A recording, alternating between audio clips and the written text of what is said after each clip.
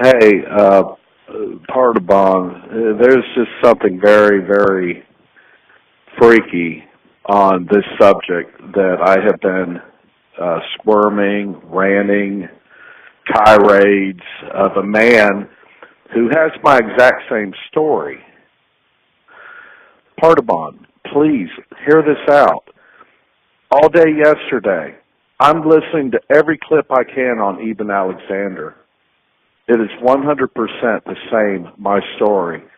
He talks about flying on a huge butterfly, and then he says there was hundreds of them, and they were so big, and he assumed like that they were butterflies. Well, I have their pterodactyls.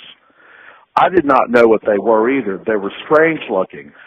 I flew in the same way that he describes with a beautiful woman. My book says that was Delilah. He also talks about the drum beats and the constant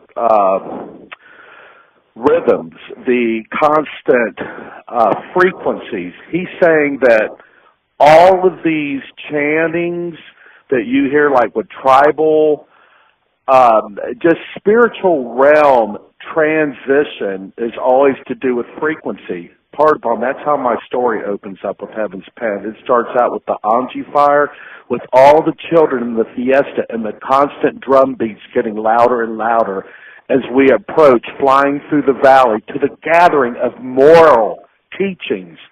That's the same fucking thing that Eben Alexander is saying in 2008 of his recorded NDE-OBE experience. E. coli meningitis, he was supposed to die. He was miraculously opening his eyes the day he was supposed to be dead or pulled the plug on. And he tells of this beautiful journey, which was the same dreams that I tapped in. He talks about conscience. He talks about quantum theorem. He talks about that we're here to learn love, and it's the identical thing.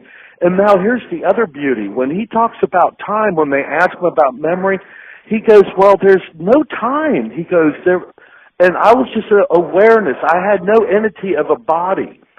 That's exactly in Heaven's Pen. Then he says, when I come back to Earth, he says, it took me 2 weeks to regain everything of knowing what's going on. He said, but when I came back to Earth, I saw a perfect rainbow. Partibon, that's the end of Heaven's Pen. Wake up, dude. We have hit the jackpot if you want to help on this, okay? Now, I am doing a book.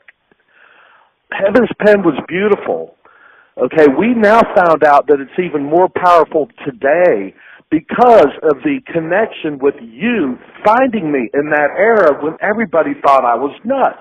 You saw me. You didn't even want to hear my dreams. You used to shoo me off and, oh, my God, here we go again, rolling your eyes. And the same way with Neil, the same way with Walter Pleasure, the theologist. So now we have all these witnesses knowing that what you all thought was berserk is now it's like, oh, my God, has he gone from a soldier of Christ? Now, a soldier of Christ, even if Jesus is a hoax, it doesn't matter. He taught love. Now, when you're in second grade in the Catholic Church, they make you memorize, I think it's like 13 pages. They tell you this, but they don't enforce it. I was the only one in school that did. I was an altar boy. I dearly loved everything about goodness.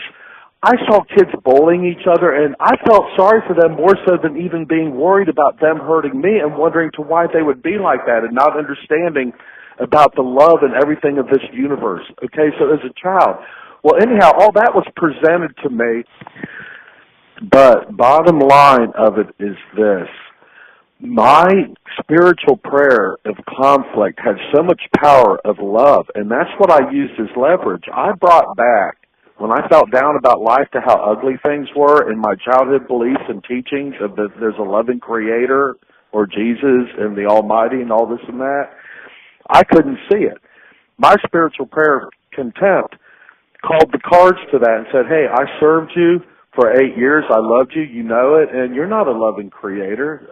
Why would we be suffering? This is child abuse. And so what, Adam ate the apple or whatever?